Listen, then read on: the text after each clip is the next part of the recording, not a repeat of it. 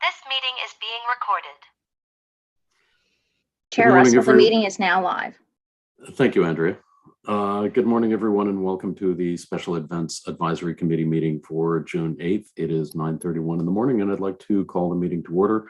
My name is Paul Russell, and I represent Lower Sackville.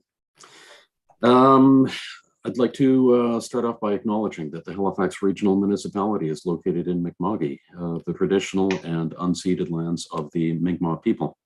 The municipality acknowledges the peace and friendship treaties signed in this territory and recognizes that we are all treaty people. So at this point, as is standard with the virtual meetings, I'd like to move through the roll call and just make sure that everybody's audio and video are working properly. So let's start with Councillor Tony Mancini. Good morning. Hey, good morning, Mr. Chair. Good morning, everyone. Beautiful morning and HRM. That's right. Great day for a bus ride. Good morning, Councillor Morse. Good morning, Mr. Chair. Good morning, everyone from Clayton Park. Good morning. Tim Rosesko. Good morning. Good morning. Good morning. Mark Shea. I don't see you with us yet. Ross Jefferson. Good morning. Good morning, Mr. Chair. And just a note, programming note that I do have to step out for about 5 minutes at 10:30. So I hope I'm not impacting a quorum, but great to be with everyone this morning. Beautiful day today. Thank you very much for that note. Yeah, I appreciate it. Allison Gillen, good morning. Good morning, Mr. Chair, and hello, everyone this morning. Gordon Stewart, I don't see you with us yet.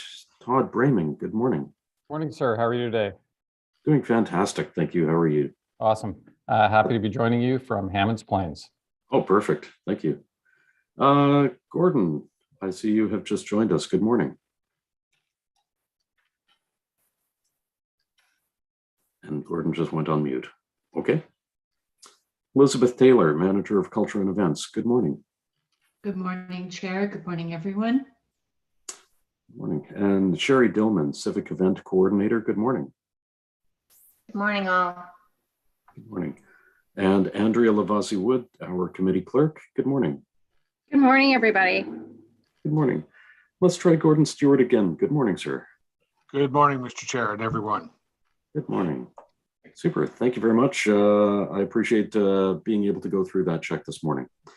The next item on the agenda is the approval of the minutes of May 11th, 2022. Can I have a motion to approve those minutes, please? I move that. Thank you, Councillor Morse. Do we have a seconder? I second. Thank you, Allison. Are there any errors or omissions? In that case, all in favor of the minutes as presented, please signify by saying aye. Aye. Aye. All opposed, say nay. Great. Thank you very much. Approval of the order of business and approval of additions and deletions. Andrea, do we have any changes this morning? Chair Russell, there are no additions or deletions to the agenda. Okay, thank you very much. So could I have a motion to approve the agenda, please? Ross, I'll move the agenda. Thank you, Ross. Do we have a seconder? I'll second. Thank you, Todd. Do we have any changes from the committee? Okay, I don't see any. So all in favor of the agenda as presented, please signify by saying aye. Aye. Aye. All opposed, say nay. Great. Thank you. We have an order of business. Business arising out of the minutes? I don't see any. Call for declaration of conflicts of interest.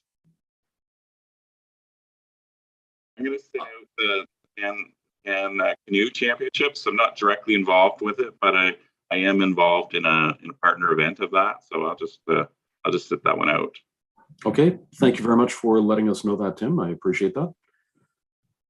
Consideration of deferred business, there is none. Correspondence, petitions, and deletions. Andrea, do we have any correspondence? Chair Russell, there is no correspondence from the clerk's office. Okay. And do we have any petitions from anyone? There are no petitions from the clerk's office. Okay, thank you. And I don't see any from members of committee. And there are no presentations, no information items being brought forward. So the next item on the agenda is 9.1.1. This is the 2022 Pan American Canoe Championships funding request. I don't believe there is a presentation, but we do have Sherry and Elizabeth able to answer anybody's questions. So could we start by having someone put the motion on the floor, please? I'll do that, Mr. Chair. Thank you. I put the following motion on the floor that the Special Events Advisory Committee recommend that Halifax Regional Council approve an event grant in the amount of $10,000 from the 2022-2023 Community Events Reserve Q621 to fund the 2022 Pan American Canoe Championships. So move. Thank you, Councillor Mancini. Second. Thank you, Councillor Morse, for seconding that. Do we have any questions or comments on that motion or on that report? If so, please indicate that in the chat. Well, Mr. Chair, I just comment. I mean, Go ahead. I'd like to acknowledge the staff. Thank you very much for being flexible. Very often, the municipality, we can be accused of not being flexible.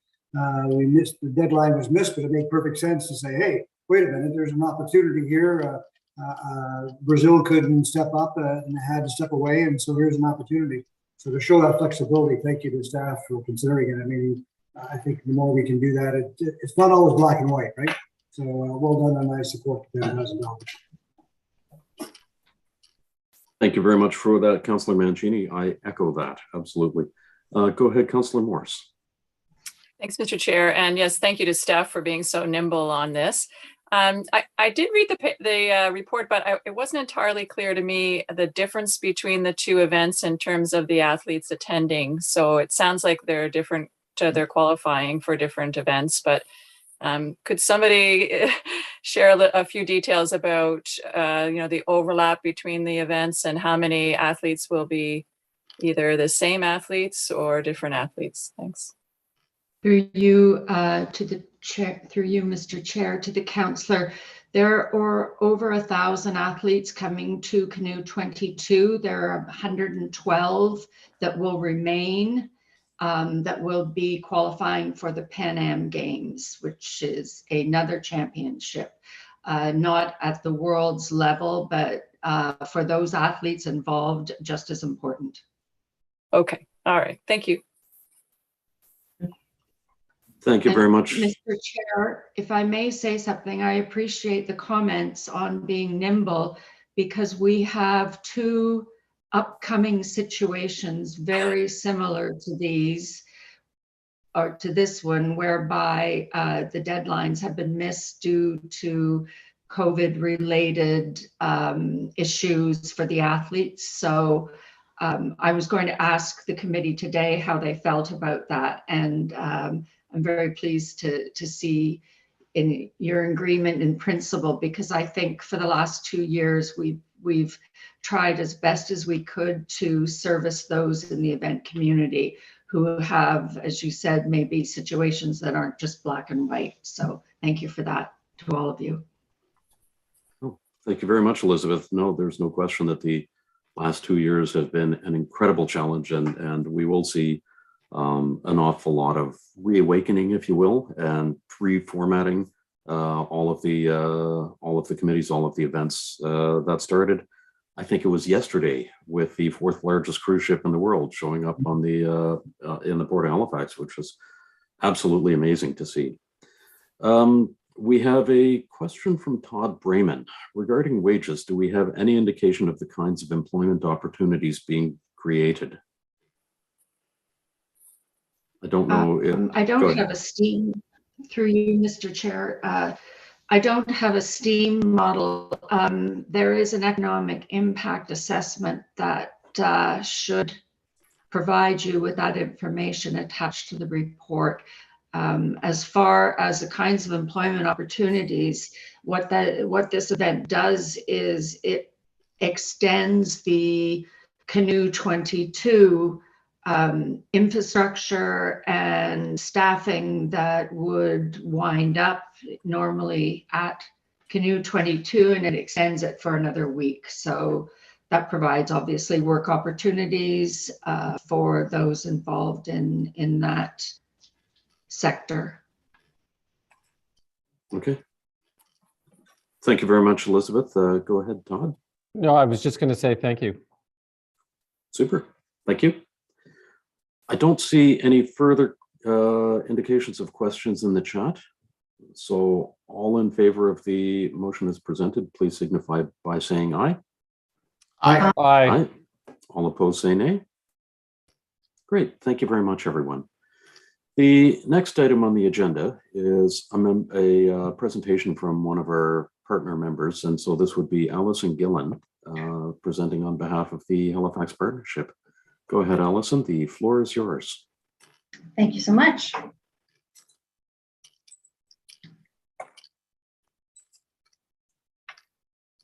Thank you, Andrea. Good morning. I'm Alison Gillen, VP of Marketing and Communications at Halifax Partnership, and I'm so pleased to provide this overview of the work that we do on behalf of our amazing municipality. Next slide, please. Now in its 26th year, Halifax Partnership is Halifax's nonprofit economic development organization, and we settle for nothing less than a vibrant, successful Halifax. We are a public-private partnership funded by Halifax Regional Municipality and over 100 private sector businesses and organizations. We also receive some provincial and federal funding for specific programs, primarily for our labor market work. We have a staff of 30, all focused on helping Halifax grow for the benefit of our residents.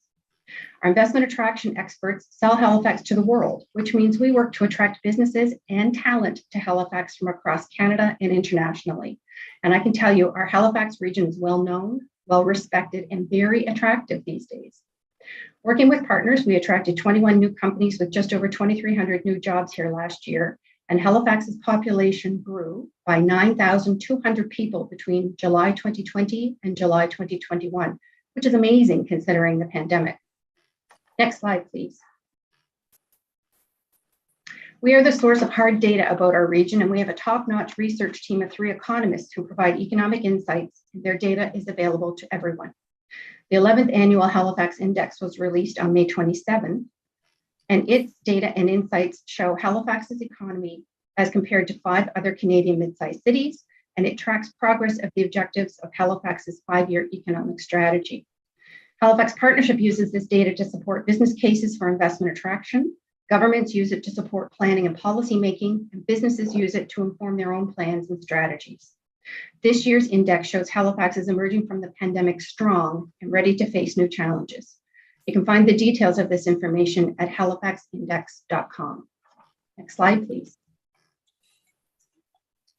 We also help companies all across the municipality start, scale, and grow.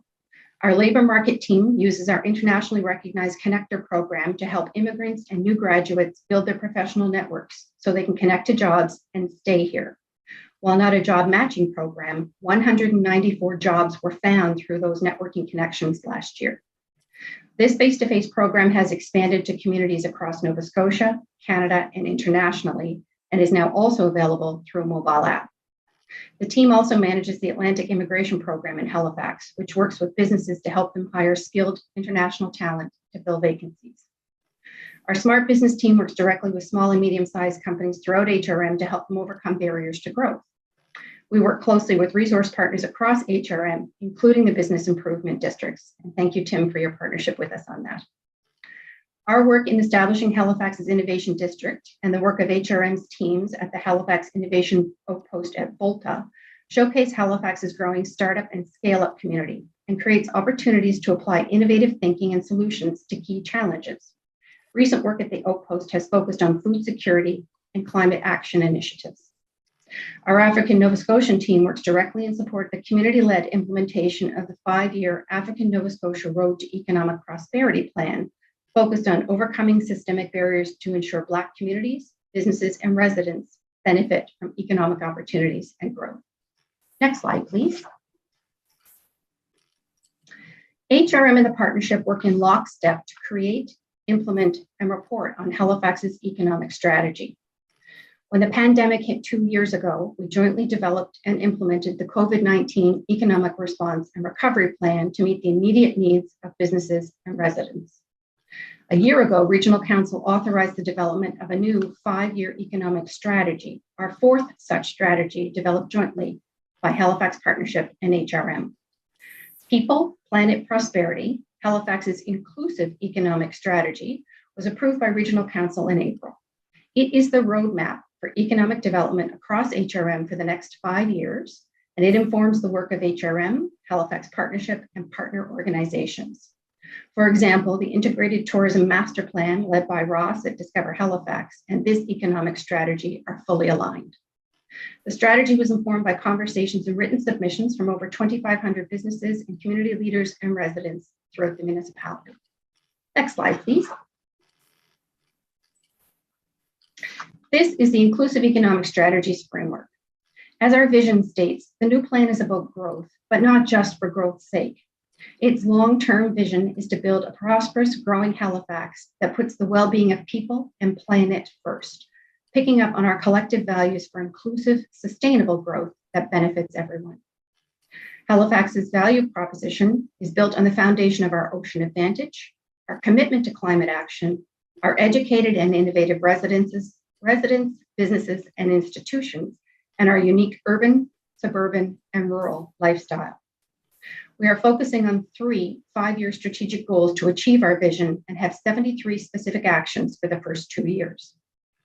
The Promote and Maximize Inclusive and Sustainable Growth strategic goal has 40 actions focused on attracting and keeping business in our city and across our region, improving the ease of doing business, and fostering opportunities for diverse business owners.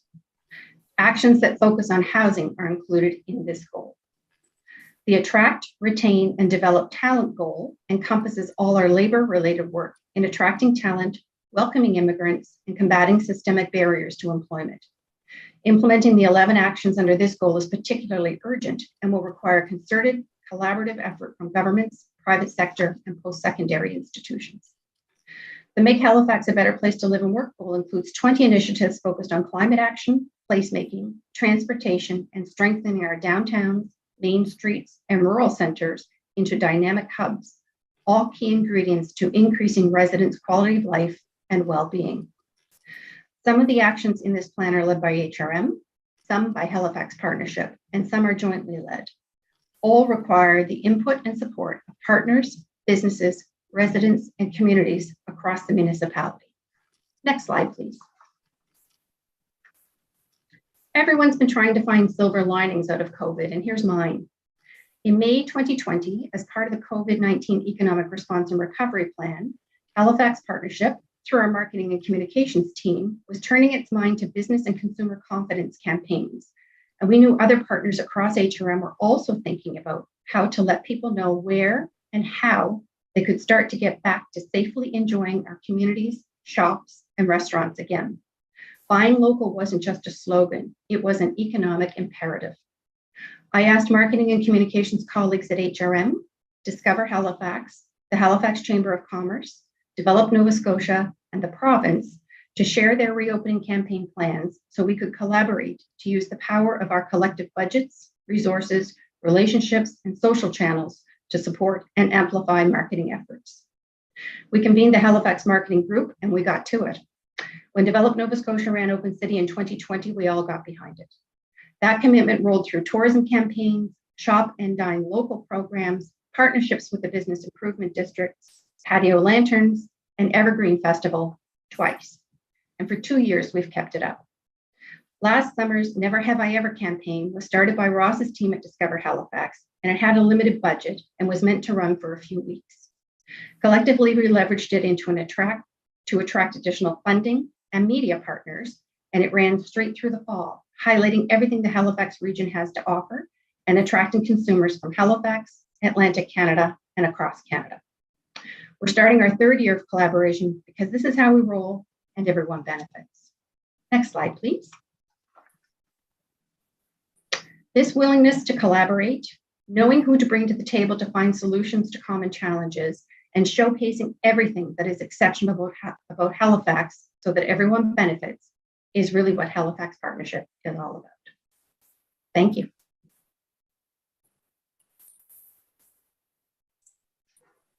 Thank you very much, Alison, for that presentation. I really appreciate it. It's good to see just how much is going on in our areas. So I'm opening the floor at this point to questions from members of the committee, and go ahead, Councillor Mancini. And you're muted.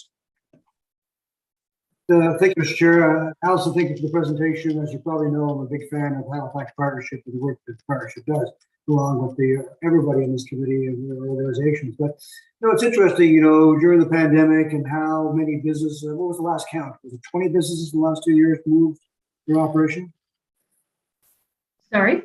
The last count, how many businesses moved their operation to HRM in the last 2 years during the pandemic? Was it 20? 21 just last year.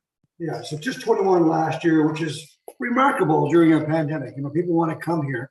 They come here for many reasons, as we all know. Our great port, our great airport, our universities, we have talent, our schools, the green space, the lifestyle. The pandemic has helped us in many ways to grow. And some may say grow too fast, but that's another discussion for another time. But there are businesses that looked at coming here that chose not to come here. And I'm curious, Allison, if you're aware of, why those businesses may not have chosen to come here, because you alluded to attracting talent, right? Is talent part of the issue? Housing is a challenge. We're at 1% right now. Vacancy, things like not being able to get a personal doctor. Is that a concern? So, what are the things that you're hearing why businesses are choosing not to come when they are actually looking at us? So I think all of the things that you mentioned are reasons why become part of the consideration for why businesses choose jurisdictions to come to. I'll also say it's an incredibly competitive landscape out there. We compete against other cities across Canada and internationally. I think one of the huge benefits that we're seeing now is with the opportunity for remote work that's happened since the pandemic. That phrase of if you can work, if you can live anywhere, keep your job, but live anywhere. Do you need to live where you were living, or could you come to a different jurisdiction? And I think Halifax has benefited significantly from that. When we look at the population growth that we have between July 2020 and July 2021, the largest proportion of that demographic is in the 24 to 35-year-old. Prime demographic for us as a city to bring people of that age group and that stage of career into the city. So in answer to your question, Councillor, I think all of those factors that you mentioned play into some decision making, but the fact that we've attracted 21 businesses and 9,200 people speaks largely to the advantages that Halifax has. So in a highly competitive environment, we are highly competitive. It's exciting. I'm interested to hear about Tim's presentation next to, this summer is exciting. The work that Ross and your team have been doing, that cruise ship that the chair alluded to yesterday. I've spoken to business owners, and they're excited. And these cruise ships already that are arrived have made a difference. But we are not with our challenges, right? And we have to address those. And some of those are beyond our scope. We look at the doctors, and we look at even the homeless crisis, which is a big issue beyond our scope that this municipality has definitely picked up. So thank you, Allison. Again, big fan of the partnership and what you guys do. Thank you. We appreciate your support. Absolutely. Thank you very much for that. And Gordon Stewart, go ahead. Thank you, Mr. Chair. Allison, great presentation, good targets and some really good measures to get there. My question is around the labor issue. I know that I know our industry's experienced it. We're going to have some pretty monumental shifts in our industry because of the labor pool. How do you get your head around the labor pool itself? And labor pool is like, it doesn't matter whether it's a white collar worker or a blue collar worker, it's all the same. We're short all around. Give me some of your thoughts from the perspective of the Halifax Partnership on that. So the attraction and retention of talent is becoming one of the largest and most significant issues from an economic development perspective. So pre-pandemic and even a couple of years ago, finding jobs for our new grads and for within the labor market was the biggest challenge. It's not finding jobs now for people, it's finding people for the jobs we have. So you're quite right to say, and in every conversation we're having with businesses, and we talk to businesses every day, that talent question has become even more critical. So it's becoming one of the key focuses for our strategy. And that that middle pillar of the inclusive economic strategy for the next 5 years is entirely focused on labor market and talent development. So we are just beginning implementation of that plan, and the formation of groups and like-minded organizations and business sectors all coming together to figure out how we deal with that is going to become critical. One of the things that we did in the last year was we created a Living in Halifax focus on our website and through our channels, because a lot of our materials focus on the economic and business opportunities of Halifax. We created Living in Halifax as a way to focus on why would you want to come here? So that's about people attraction, not just business attraction. We know businesses follow talent, so if we can bring talent here, those things are really going to be linked. So that Living in Halifax section on our website and the tools that we're using there to showcase the phenomenal nature of what we have to offer in Halifax is really meant to be the start of some of that work that you're talking about, Gordon. That joint job fair that the Hotel Association, Restaurant Association had end of April, early May. Initiatives like that are going to be critical to how we jointly try to solve some of these talent problems. So I guess what I'd say is we recognize it's key strategy. It's going to be a challenge for us for our economic growth if we don't collectively work on finding some solutions. And our desire is to tackle this thing as a municipality with all of our partners at the table. It's going to take all of that to make a difference. Thank you, Allison. Gordon, go ahead. You indicated you had a follow-up. Just to follow, and it's really around the labor issue again. So roughly on average, we have about 30,000 people in Nova Scotia classified as unemployed. And we're, from our perspective, from the restaurant side, are trying to get a handle on this. Has the Halifax Partnership analyzed any of that 30,000 group, whether they're not matchable or not employable or whatever? It's a lot of people out there. So I don't have the specific answer to your question, Gordon, but where I would go to try and get inside that is inside the index. There's a whole section on labor in that index. It is one of the 7 sections specifically to get inside the data of what do we know and what we don't know. I don't know if we know the specific answer to your question, but I will go there to look. And then the next place I go is to our chief economist and our researchers to say, what else should we know?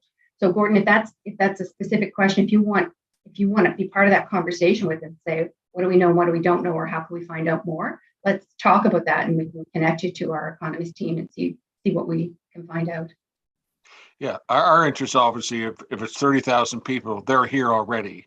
We don't have to try to get them here. And if we can migrate them into any type of industry, whether it's working in a hotel or whether it's driving a truck or working in the restaurant industry, that's better off if we can. I can't find to get a good handle on that number, but I'd be happy to work with you people on that. Thank you very much. Great presentation. Thank you. Thank you, Gordon. Go ahead, Councillor Morris. Thank you, and thank you, Allison, for the presentation. I think it's very exciting that we're seeing so many 24 to 35-year-olds moving to Halifax. That's a big, big shift. When I was in that demographic a long time ago, everybody I knew was leaving. Councillor, how long ago was it you were in that demographic? Tony, I believe that's out of order. Oh, sorry, my apologies. The 80s were a great decade. That's all I can say. But anyway, everybody I knew was moving to Toronto, Montreal, Vancouver, Japan. Everybody was leaving Halifax. So in terms of that particular demographic, I think it's really important that we're attracting those working age people who are contributing to our job market and the life of the city. So I know we have council's very well aware of the housing crunch that we have. Is there anything else that you're hearing that young people in that group would like to see in Halifax, something that council might be able to focus on? It's an excellent question. And I referred to my notes, and I just want to correct what I said. It's aged 18 to 35. Oh, sorry. I may have misheard you. No, I misspoke when I said it. Okay. So because it picks up that 18 in the lower group, we know some of those are coming for education. Right. So as always, our goal is to try and keep that educated workforce. So we don't want them just coming here, getting educated and going home or somewhere else around the world. We want to keep them here. And so our labor market and our connector program in particular are designed to do that. I think we are hearing what you all are hearing, which is, the cost of Halifax has changed, but the costs across Canada have also changed. So what are the things that we're doing to make it possible for youth to stay?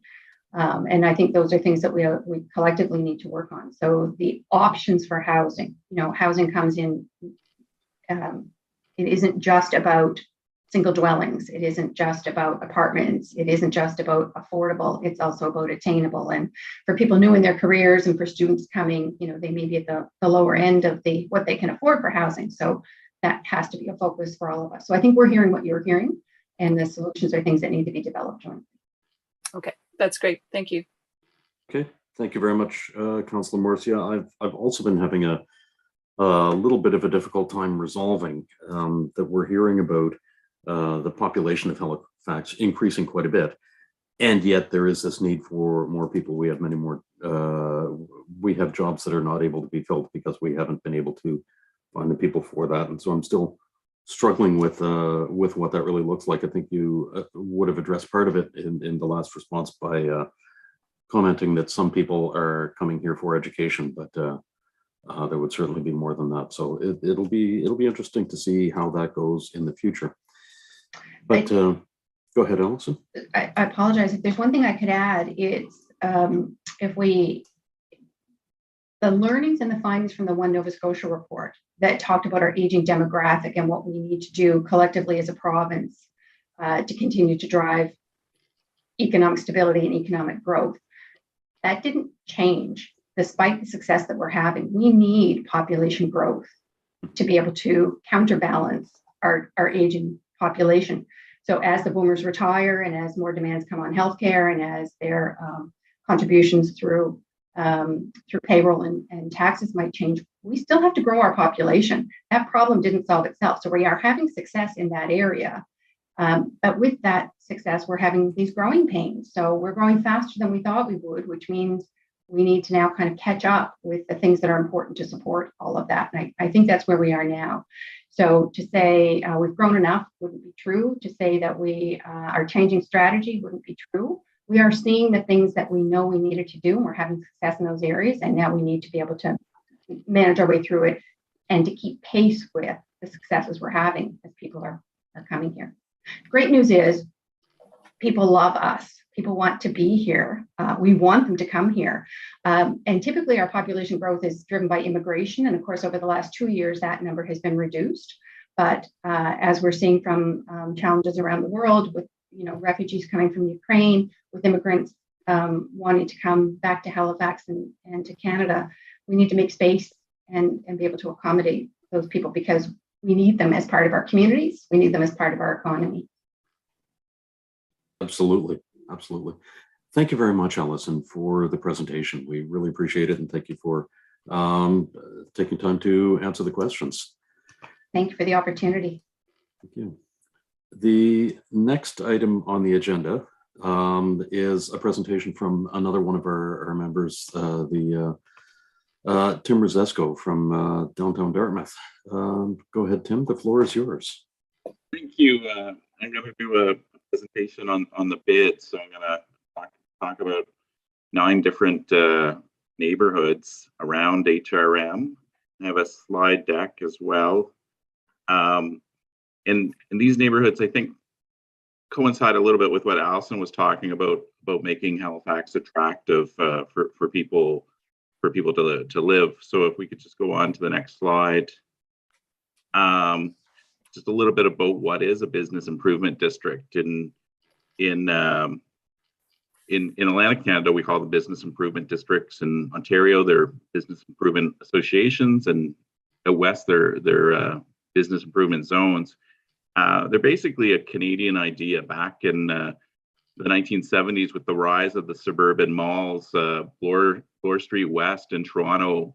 The retailers on that street got together and started pooling their resources and worked with the city to pay an area rate to do improvements on their street to make their street look more attractive. And it's an idea that caught on, spread across Canada.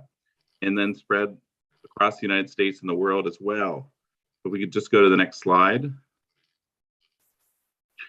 So in Canada, currently there's 500 BIDs, and all the BIDs are funded by the property owners and the businesses that are located in their district. So these are people that want to do economic development. So it's grassroots economic development at the core of it. And the things that we do are marketing, beautification, advocacy, and then whatever else needs to be done. Here in the Halifax region, we've moved into supporting navigator programs in partnership with the municipality as just an area where we've expanded. We just go on to the next slide. And as I said, there's 9 of us across the Halifax Regional Municipality. So I mean, most of the neighborhoods and main streets are covered with a BID. There's some notable exceptions like Fairview or Bedford, Cole Harbour Road, and whatnot. But these 9 are main streets or downtowns that have come together and worked with the municipality to set an area rate. And they range in budgets from like 5-figure budgets up to the big one downtown Halifax with a levy of over $1 million, and then everyone else falls in between that. And we work together, and we work quite closely with Develop Nova Scotia and the Halifax Partnership and Discover Halifax, and different departments within the Halifax Regional Municipality as well, parks, streets, and events. Are key partners to all the different BIDs. So go on to the next slide. And that collaboration and the bids really helped us over the last 2 years. This is a quote from Mayor Michael Bloomberg in New York, talking about the need for bids following the 9/11 disaster in that city.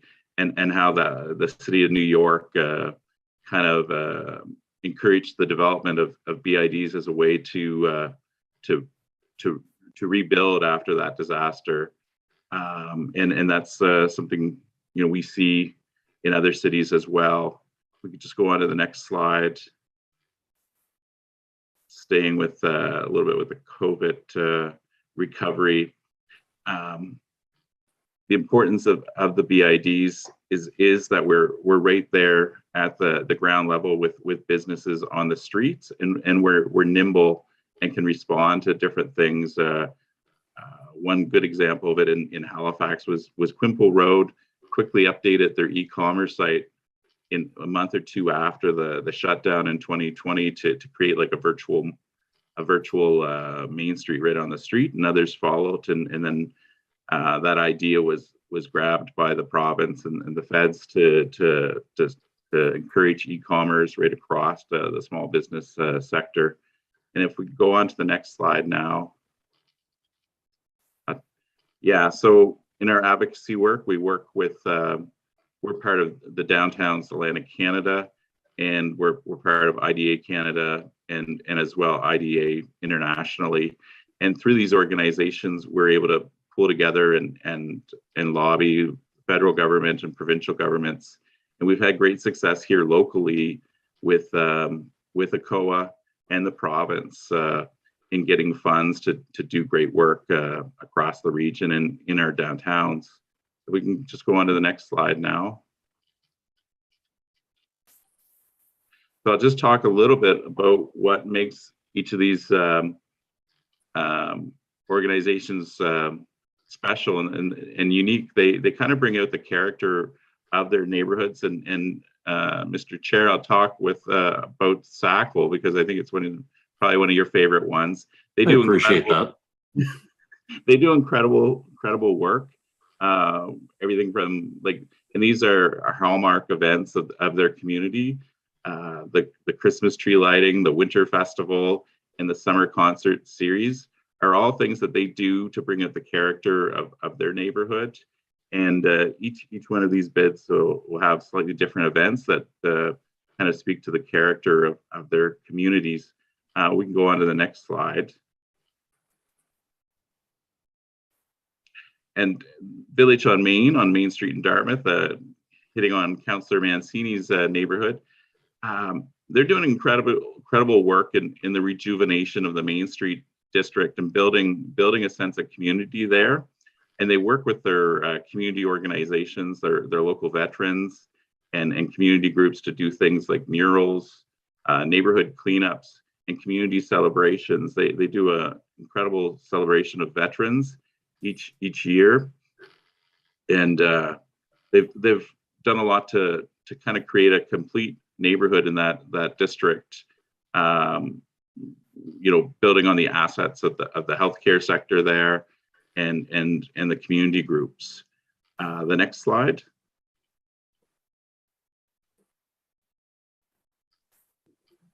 Next slide, please. And then, oh, sorry, Spring Garden Road. Yeah, sorry about that. Spring Garden Road, they've just recently worked with the Halifax Regional Municipality on a new streetscaping program, and they're coming out of COVID with returns to some of their great events, the Yoga in the Park in Victoria Park and the Children's Festival, and in the holiday season, Shopping Under the Stars. They are the premier kind of shopping district in Atlantic Canada or east of Montreal, and they build on that and celebrate that. We go on to the next slide.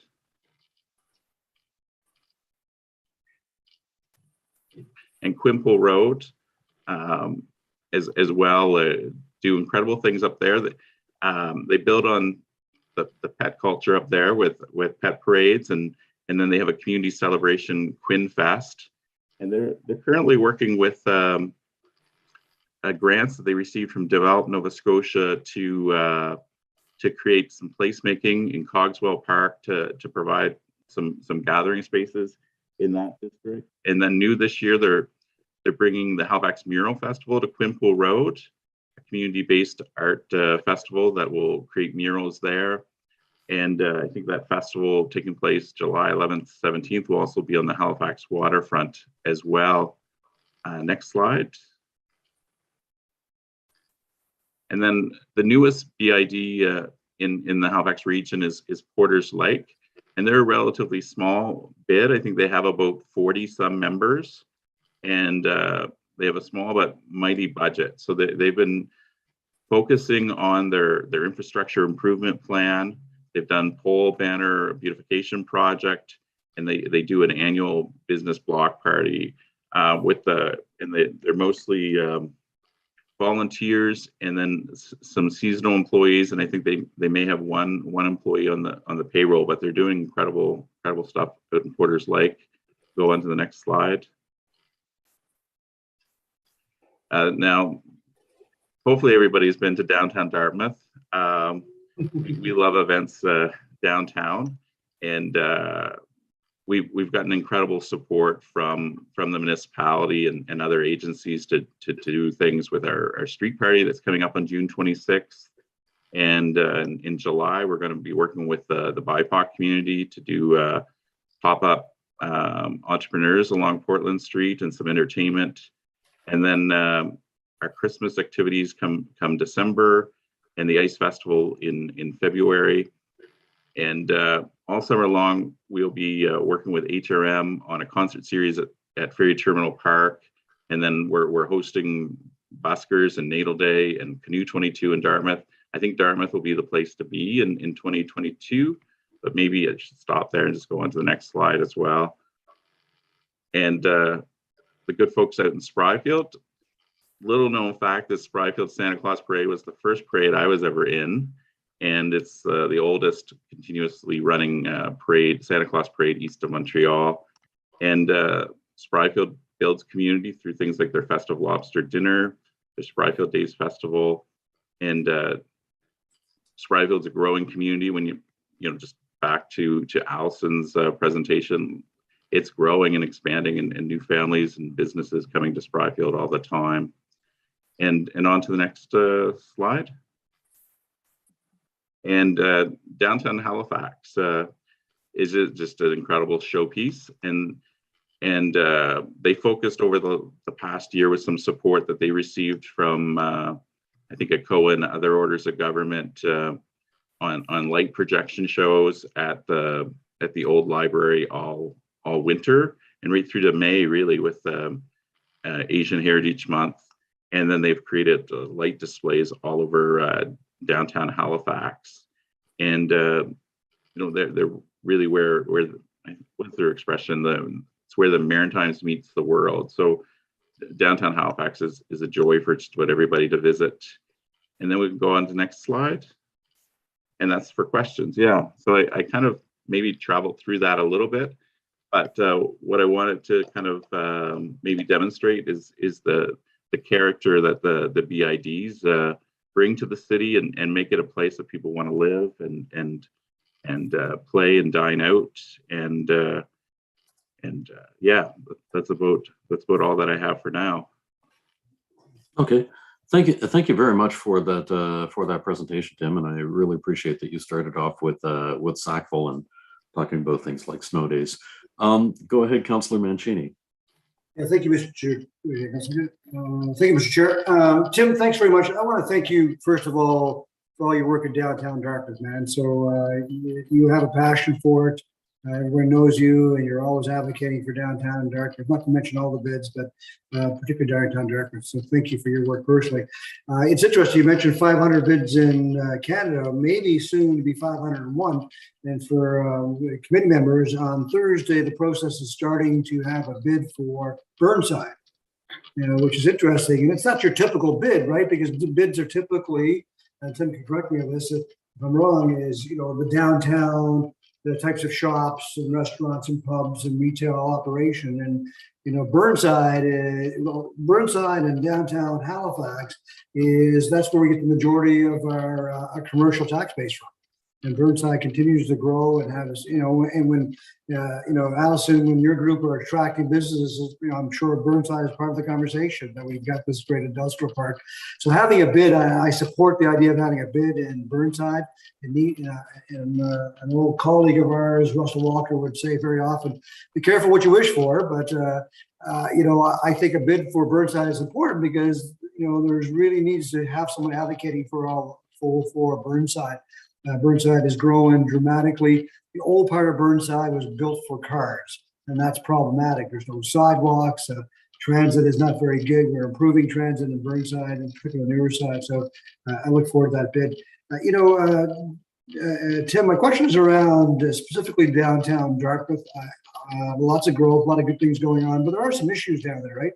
And members of this committee, we do have the modular units. The municipality has stepped up, even though it's not our mandate to help out in the homeless file. That's the province, but we spent $5.2 million on modular units in Dartmouth and now in Halifax, and amongst other things. But there are some issues. Maybe you could share with me. I know that you reached out to myself and Councillor Austin on that, and we're going to be meeting and discussing that further. But could you talk about some of the issues that are occurring right now in downtown Dartmouth? Yeah, and I can't and wouldn't connect them directly to the modular units. I think Halifax is the housing crisis, but then we also have a mental health crisis going on. We have a lot of folks that are left to their own devices on the street that aren't getting the support they need, and that's bigger than what you or I can do, and needs a lot of work. But I guess it's just one antidote. In 2021, we were experiencing a lot of challenges in Ferry Terminal Park, around the ferry terminal. I think there was a murder that happened down there in May or June 2021. As a bid leader, I don't really like talking about the bad news in the community, but then Civic Events ran a 12-week concert series in that park, and I think we may have had like slight vandalism of one tent once during the whole summer after that. the community that we sometimes find most challenging around actually embraced that concert series.